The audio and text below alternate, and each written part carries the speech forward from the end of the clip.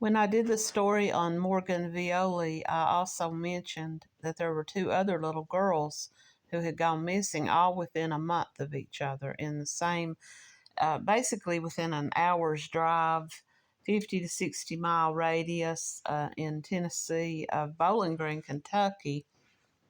And this was Lucy Meadows and Jackie Beard. Now, Jackie Beard was found. Jackie Beard was one of the children, and the other child's name was Lucy Meadows, and she went missing, but she was very much like Morgan. Her parents were in the middle of a custody battle as well, and many people believe that her mother made up this story, that she was in a parking lot at a shopping mall, and she got out of her car and went around to the other side of the car and was going to get the child out and go into the shopping mall. And she says that when she went around to the trunk of the car, she opened the trunk of the car to get her purse and some other items out, maybe a stroller.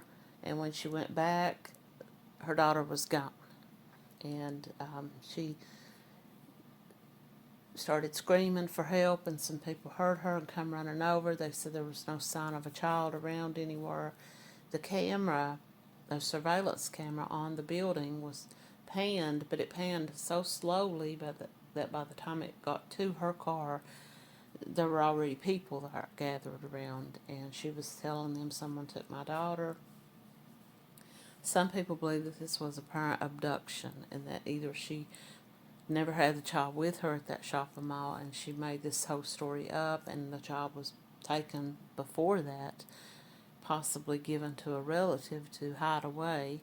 Her mother was from Korea, and people believe that she may have arranged to have the child taken out of the country, although I don't know if they ever found any indication of that. And others believe maybe the father had something to do with it because of this custody battle.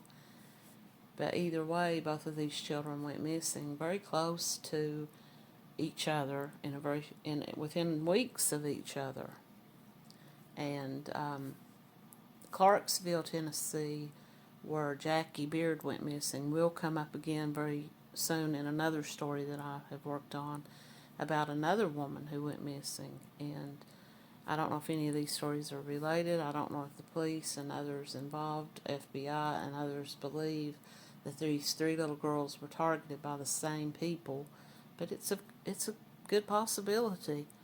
13, Jackie's mom spoke at our memorial remembrance ceremony, and this is posted by Jeannie Winchester. She was the mother of Jacqueline Beard, and this was posted April 13th, 2013.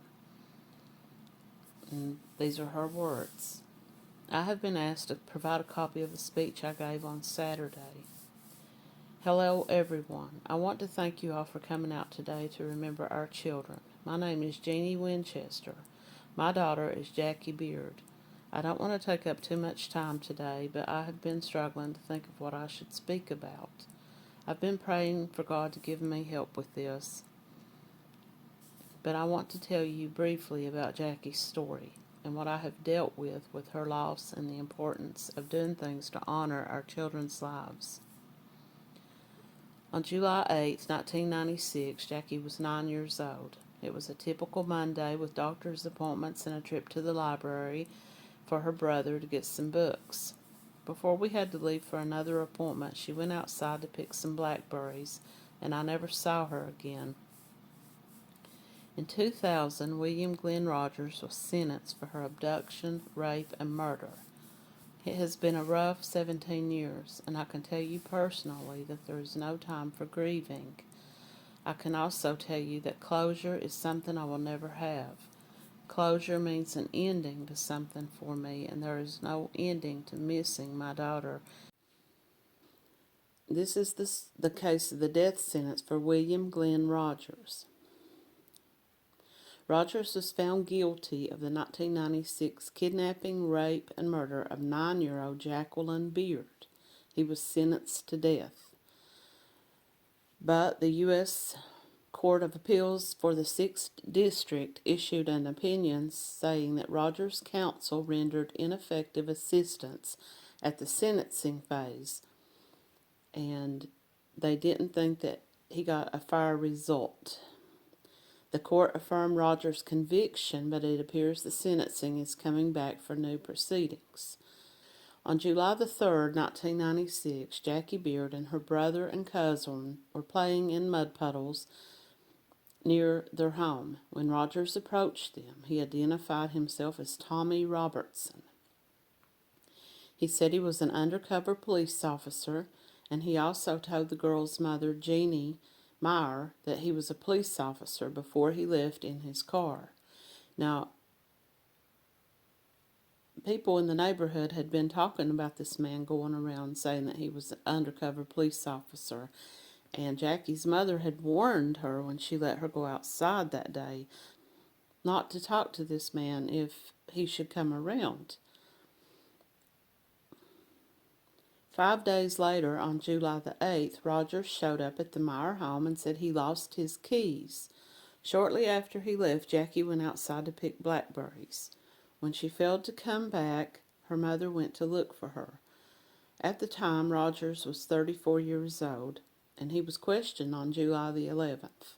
He told police several stories, finally saying he had accidentally run over the child. He signed a statement saying he would put her in his car, drove to a bridge, and threw her body in the Cumberland River. Her skeletal remains and clothing were discovered 4 months later in a wooded area of Stewart County.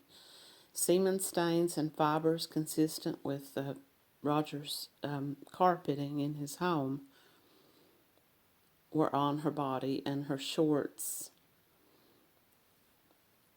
During a jury trial, Rogers was convicted of first-degree premeditated murder, first-degree felony murder, and first-degree felony murder in the perpetration of a rape and kidnapping of a child, and 2 counts of criminal impersonation of a police officer.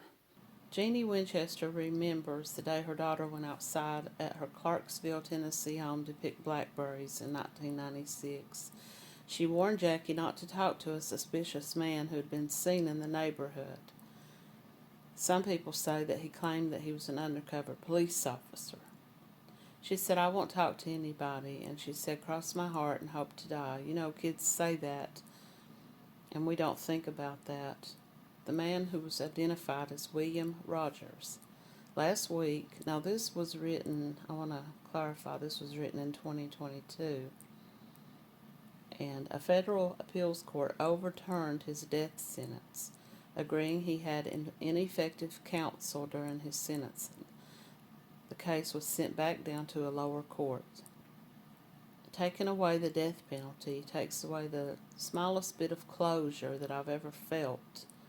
I want him to get the death sentence because that's what monsters should get. And like I said, in the photographs, the description that the Morgan's dad drew of the man, that witnesses gave description of him, the pictures are so eerily similar to this man that was convicted of Jackie Beard's murder. So, is it the same man? I think that it's a good possibility, and I also think that there's a very good possibility that there were more than one man involved in this. It would have to be, or either this man kidnapped Morgan in this stolen van and had this other white van parked and waiting. How did he get back to both vans unless he walked? I believe that there were 2 people. I believe he stole the van. The other man was in the white van waiting for him, and they ditched Morgan's body. Lucy Meadows was last seen wearing a blue denim dress, white socks, and white canvas shoes. It was July the 25th, 1996, a warm summer day in the parking lot at Rivergate Mall in Goodlettsville, Tennessee. But Lucy was never seen in that lot besides anyone other than her mother. Her mother was screaming hysterically, "Where's Lucy? Where's my child?" Retired Goodlettsville Detective Harry Bell, worked on the case until his last day in 2011. He said he remembers Lucy's mom, Young Meadows. In those first moments, Her explanation was, Lucy was inside the car and the mother got out to let her out of the car.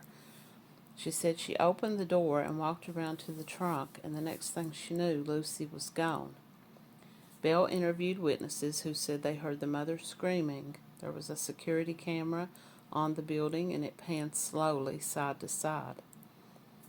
But the area where this happened at, by the time the camera got around to the car, there was no child seen in the video.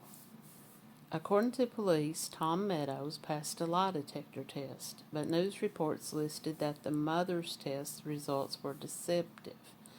Detective Bill said she stopped talking to them less than a year after the disappearance. We didn't get a lot of cooperation from her or family members, he said. Today, Lucy would be 31. An age progression photo shows possible changes in her appearance. Yet there's no change in the mystery of what happened in the Rivergate parking lot that day. Investigators had to consider if Lucy was ever even there.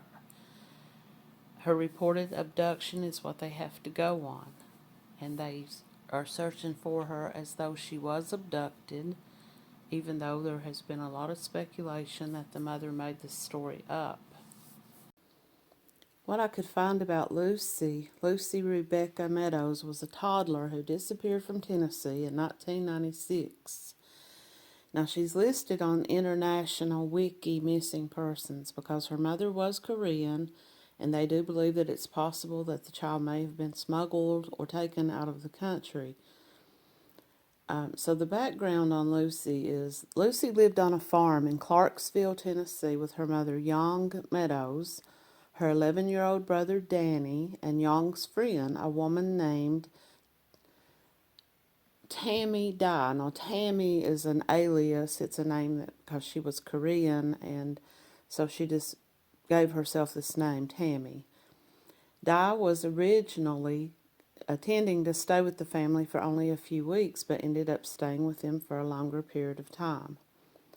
Lucy's father, Tom Meadows, now in the earlier part of the story, I mentioned that the two of them that they were getting a divorce and that they were going through a custody battle. This is the reason a lot of people don't believe the mother's story. Tom described Tammy's presence in their life as devastating. He said she had a devastating influence on his family. She allegedly left Lucy's 11-year-old brother home alone for extended periods of time, and neighbors once found Lucy wandering around outside by herself. Tom began to attempt to evict Di a few weeks before Lucy vanished. They divorced in 1997, and Tom was given full custody of Lucy and her brother. Now, Lucy was already missing at this point. Lucy was last seen at around 5:30 p.m. on July the 25th, 1996, in the parking lot of Rivergate Mall.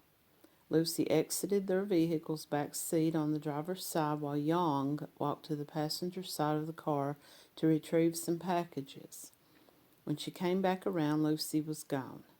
Young originally stated that Lucy was only out of her sight for a couple of seconds, but later said it was 10 to 15 minutes before she realized that Lucy was missing. She informed mall security, and there was immediately an extensive search, but nothing was found. Witnesses did see a brown-colored minivan in the parking lot, but it was unknown if this vehicle had any connection to Lucy's disappearance. Investigators do not believe that Lucy was ever at the mall. Young was reportedly being uncooperative and allegedly told a witness that Lucy had disappeared from a different mall before saying that it was the Rivergate Mall. In the mid-2000s, a witness who was 12 years old in 1996 admitted to police that he had seen Lucy at her home the night before her disappearance, and that she looked as if she could be dead. Lucy's mother, along with at least one other adult, were there, and they appeared to be panicking. They asked for a Bible and were shouting Lucy's name. The witness's identity has not been publicly released, but police say he was a family member. I'm assuming this was the brother He stated he did not tell anyone because he didn't realize the significance of what he had witnessed. Lucy's father has since died, but had stated that he believes Di may have been involved in his daughter's disappearance or death. And I think that gives a whole lot more insight into what really happened to Lucy, because the mother's story was very far-fetched from the beginning. Now, according to Tom, the father of Lucy Meadows, after this Tammy person moved into the house with them, she moves into the house with her 2 young children, telling the family that she needs to find housing. They agreed that it would be okay for her to stay a couple of weeks and then she would need to find her own place. But that didn't happen. She comes into the house and she starts to drive a wedge between Tom and the mother. And she will not leave, so Lucy's mother says it's okay, that she can stay there with them. She's not going to make her leave. This drives a further wedge between Tom and Young, the mother. And he says that she was also ruining the relationships that Young Meadows, Lucy's mother, had with her mothers and her sisters, and even her adult daughter. Now I'll jump back to that. Young was born in Korea, and she met her first husband, who was a soldier, and they got married, and she moved to the United States with him, and she gave birth to a daughter named Amy. Now, the 2 of them later separated, and joint custody of Amy was given to both Young and her ex-husband. But eventually, according to him, she stopped having anything to do with her daughter Amy. She stopped coming to visit her, and eventually he just had full custody of the daughter, and the mother was no longer even a part of her life. Now, she was in the army, and she had gone overseas, the daughter Amy. She and her mother had reconnected only 1 year before. Amy called her mother several times, but Young made it clear that she no longer had any interest in speaking to her daughter, despite the fact that they had just reconnected a year earlier. Now, after Young and Tom separated, he says that she began calling his job and coming to his job, and he was a professor at a local college. He was an economics professor at a local college, and she was coming to his workplace and harassing him, making a scene in front of his students and his co-workers. She began going to his office and making a scene with his colleagues. Tom petitioned the court for a restraining order against Young, and it was granted in March of 1996. The order prevented Young from having any contact with his workplace, his friends or colleagues or students at his job. She also was told to turn over several guns until after the divorce was finalized. That same month, Young gave Tammy power of attorney that authorized Tammy to sign checks and necessary documents. And this would also give her the power to take care of the children. A month later, the judge dismissed Young's divorce petition because she could not prove the divorce grounds. Now, she had filed for divorce for infidelity on the part of the husband, and he denied this. But he was granted a divorce petition because of the harassment. The couple remained married, but they were separated, and he continued to pay the mortgage on the farm. And the judge also said that Tom could visit his children regularly, but Young would not allow him to. She would not allow him to come to the farm, or so in June, he started court proceedings to evict Tammy from the farmhouse after neighbors told him that Lucy was found wandering along outside when her mother was at work. And this Tammy woman was supposed to be there babysitting, but she wasn't paying attention to the child. And the 3-year-old was found wandering around outside. And they called Tom, and he comes to the house. He calls the police. They knock on the door. And so finally, She comes to the door. Now, the eviction case was still pending, and it was scheduled for September. This was around 2 months after Lucy went missing. Police went around to each store at the mall to look for the child, to ask if anyone had seen the mother or the child in those stores that day. There were security cameras, but the car was parked near a tree, and the tree was blocking the full view of the car and the area around the car. And I believe that was probably also part of the plan. The security cameras did scan, but they did not see any signs of Lucy. Authorities checked all leads, including reports that Lucy was seen with an older Asian woman. It's possible. They said that it was in Hopkinsville, Kentucky, which is about 60 miles away. Now, multiple agencies got involved. They did helicopter searches. They searched a pond on a cattle ranch nearby. The FBI got involved, the Tennessee Bureau, along with the Montgomery County Sheriff's Office and other local law enforcement, and they brought in search dogs to search, and the German Shepherd search dog for the Tennessee Bureau of Investigation twice he indicated on a scent near a pond on the farm where they lived, or close to where they lived. However, divers didn't find any, they didn't find Lucy. Tammy Dye refused to take a polygraph, and she quit speaking to authorities. And she would also not allow authorities to speak to her children. Now, eventually, investigators came to believe that the story about Lucy being in the car and in the mall parking lot was made up. Lucy's father, Tom, continued to believe that Tammy had something to do with the disappearance.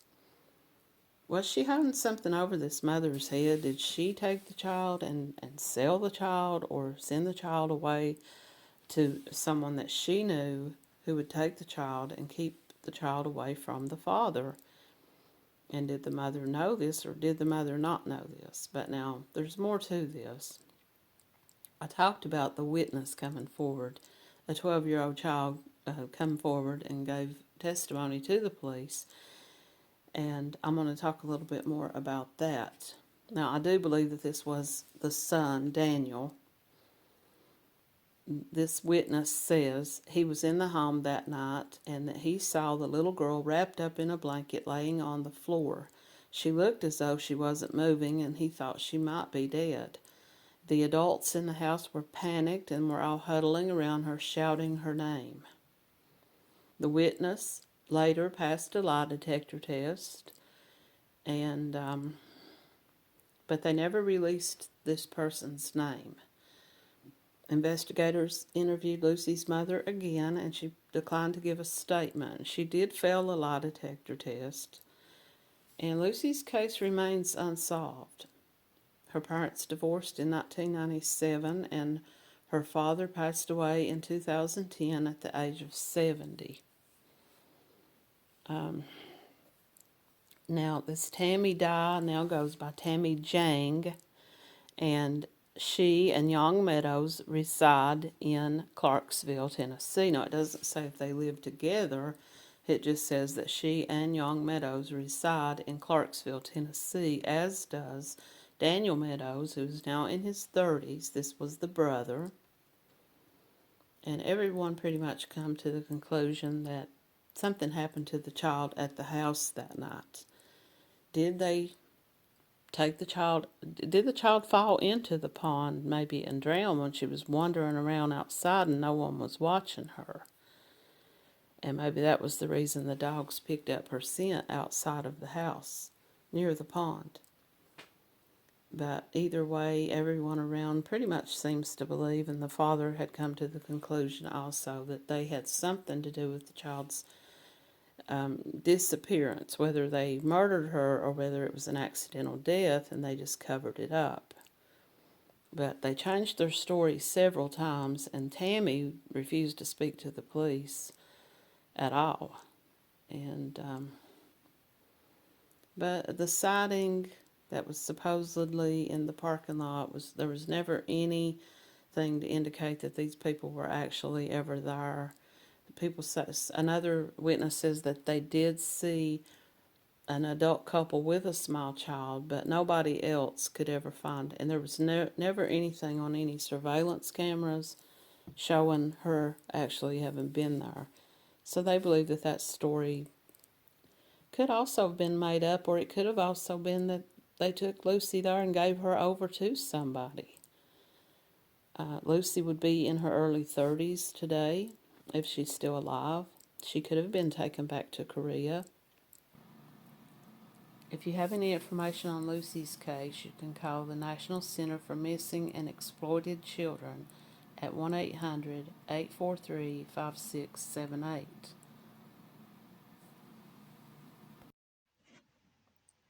Now, I have some additional stories coming up, and I hope that you will come back and watch these. I thought about putting these all together in one video, but it would have made the video super long. So I'm going to do a follow up on these other missing children's cases right after this video, and I hope you'll come back and watch it. Thanks for watching.